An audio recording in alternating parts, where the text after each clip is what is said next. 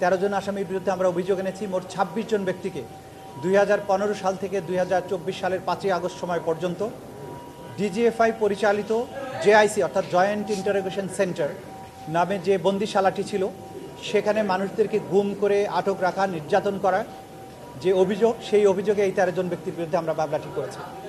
এই মামলার প্রধান আসামি শেখ হাসিনা, দ্বিতীয় আসামি তারিক আহমদ সিদ্দিকী, তারপরের যে আসামিগুলো আছেন তারা হচ্ছেন ডিজিএফআইয়ের এই 2015 থেকে 2024 সাল পর্যন্ত যারা মহাপরিচালক ছিলেন, এবং এই ডিজিএফআইয়ের একটা ইউনিট হচ্ছে সিটিআইবি, সেই সিটিআইবির যারা ডাইরেক্টর ছিলেন তাদেরকেই শুধুমাত্র আসামি শ্রেণীভুক্ত করে এই মামলাটা করা হয়েছে।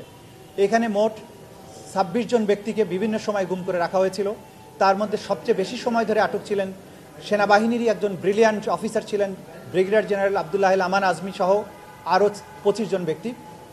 আমরা এখানে বলেছি যে গুমের যে সংস্কৃতি বিগত স্বৈরশাসকের আমলে চালু করা হয়েছিল সেটা ছিল ক্ষমতাকে নিরঙ্কুশ করার জন্য, ক্ষমতাকে দীর্ঘস্থায়ী করার জন্য। যারা যে সমস্ত লোকদেরকে তারা তাদের কাজের জন্য হুমকি মনে করতেন তাদেরকে তারা এইভাবে আইনের প্রোটেকশনের বাইরে নেওয়ার জন্য, অর্থাৎ একজন ব্যক্তিকে তার স্বাধীনতা হরণ করে তিনি যাতে কোনো আইনগত প্রোটেকশন না পান সেই জন্য তাকে গুম করা হয়েছে। শেখ হাসিনার পরে তারিক সিদ্দিকী আবার কমান্ড করতেন ডিজিএফআর ডিজিদেরকে।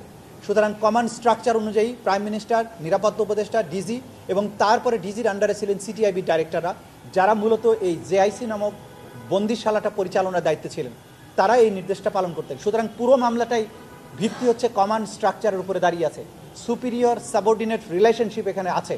তারা আবার সিটিআইবি ডাইরেক্টররা ভেতরে এমওডিসি বা অন্য স্টাফদের মাধ্যমে এটা কার্যকর করেছেন। সুতরাং তারাও একটা কমান্ড স্ট্রাকচার এখানে ব্যবহার করেছেন। সম্মিলিতভাবে সবাই তারা একটা অপরাধ, ফৌজদারি অপরাধের সাথে সম্পৃক্ত, যেটাকে আমাদের আইনের ভাষায় বলা হয় জয়েন্ট ক্রিমিনাল এন্টারপ্রাইজ। সম্মিলিতভাবে এই অপরাধটা তারা করেছেন। সুতরাং এই মামলার ক্ষেত্রে কমান্ড রেসপন্সিবিলিটির দায়ে আসামিরা অভিযুক্ত, তারা জেসিই বা জয়েন্ট ক্রিমিনাল এন্টারপ্রাইজের দায়ে তারা অভিযুক্ত। আচ্ছা, আমরা এই মামলাতে যে বন্দিশালাগুলো ছিল সেগুলোর বর্ণনা তুলে ধরেছি। গত মামলাতে আমরা টিএফআই সেল অর্থাৎ র্যাবের পরিচালিত যে বন্দিশালাটা ছিল সেটার বর্ণনা তুলে ধরেছি।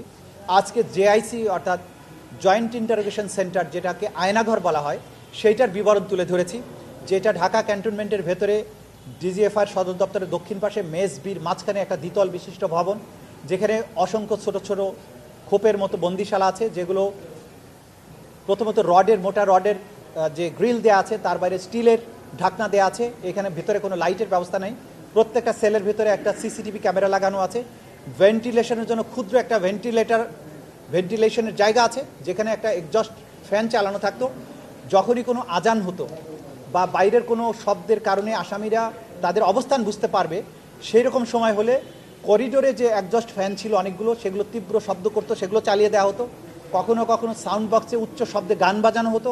কখনো কখনো তাদের সেলের ভেতরে যে এক্সজস্ট ফ্যানগুলো ছিল সেগুলোকে চালিয়ে দেওয়া হতো। ফলে অসহ্য শব্দে অনেকের কান বধির হয়েছে এবং তারা বাইরের কোনো আওয়াজ শুনতে পেতেন না।